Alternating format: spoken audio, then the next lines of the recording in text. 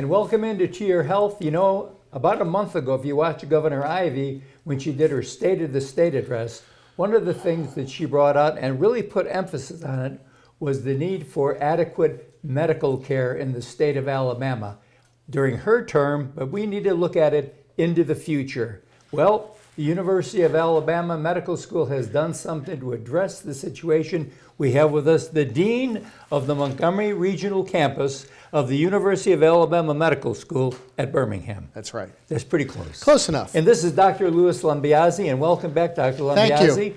You were here one time before, and we That's wanted correct. to bring you back because you're spearheading a medical conference here that addresses three things: making sure we have adequate physicians, information technology, and then some of the things concerning both providers as well as patients.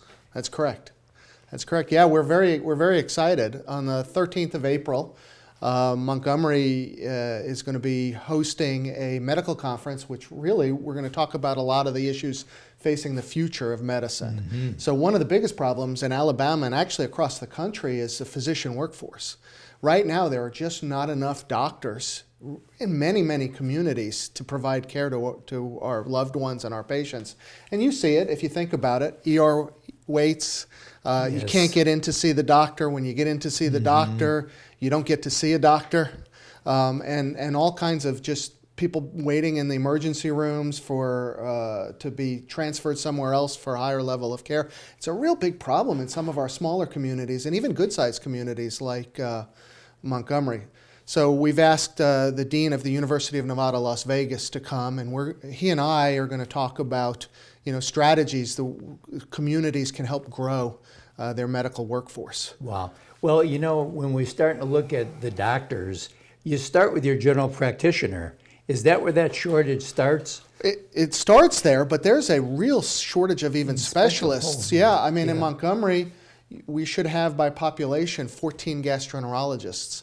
And now we're at about 9. And half of us, because I'm a gastroenterologist, half of us are over 50. So in the next 10 years, you're going to lose us. Aging out a little bit. We're aging out. That's right. And it's the same across all specialties. Alabama's woefully understaffed, for example, in psychiatrists and in mental health professionals as well. So you take it. And that's a key problem in the state of Alabama. That's awful. Yes. That's right. Yeah. So we need to be addressing things like that also. Right. Absolutely.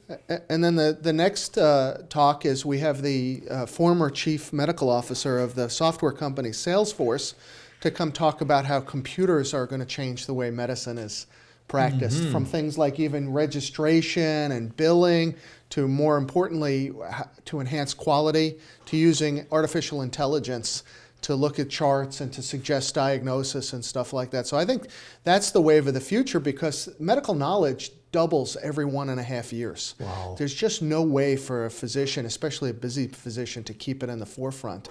And so it's supposed to take 10 years before a discovery makes it to the bedside. So my hope is, and it'd be interesting to find out whether information technology and computers can shorten that.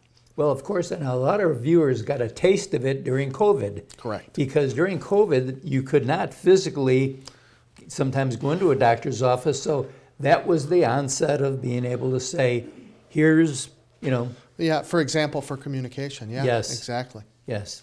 So basically then a doctor is going to be changing the whole landscape of their office moving forward. I think so. Yeah, I think so. And my hope is that some of this will improve the quality of care, so the doctor will get suggestions like, did you think of X, Y, or Z, so that the doctor can make a better diagnosis, or they'll say, hey, these two medicines don't go together. You should probably think about this. And, so I think it's very important. And they can consult with other doctors then too. Correct. It makes it a lot easier to do that. But, one of the challenges, for example, is the large healthcare chart organizations don't speak to each other. So if you go to Baptist, for example, here in Montgomery, we use Cerner. Cerner doesn't speak to, for example, Erlanger Health System in Chattanooga, which uses Epic.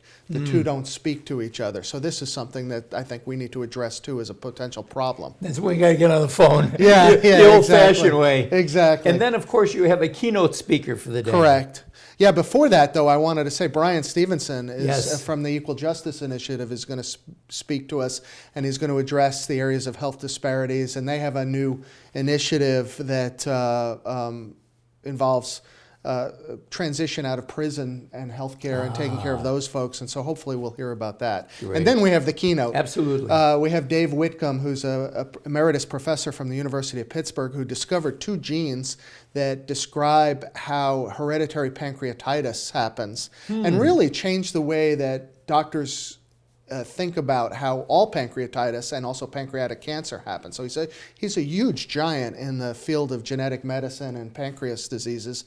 He has an interest now in precision medicine, or the use of genetics and the patient's own health record on a detailed way to come up with a detailed, individualized care plan for the patients. And so he's going to be speaking about the use of techniques like that to personalize medicine and to give the patients the power of to take care of themselves. And so I think that's going to be interesting. And I think that's also the way the future is going to go. I think that for certain things, for example, cancer care has been revolutionized by genetic medicine. Yes. And now it doesn't really matter where, if God forbid somebody has a cancer, where the cancer comes from, but it more matters what the genetic makeup of the cancer is, and they target the therapy.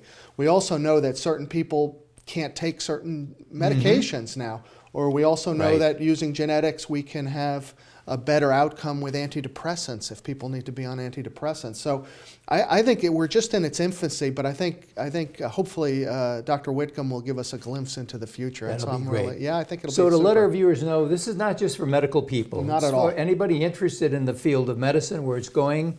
It's going to be on April 13th at the Renaissance. That's right. The whole conference is at no cost. Correct. Due to a generous Grant contribution from the university. From the university and the Western Cardiac Foundation, the Kennemer family, and Alabama Power. Great. Well, thank you for everything you're doing. And remember, you are responsible for your own health, so make sure you take all the advantage of things that are available to you. And we'll be right back right after this.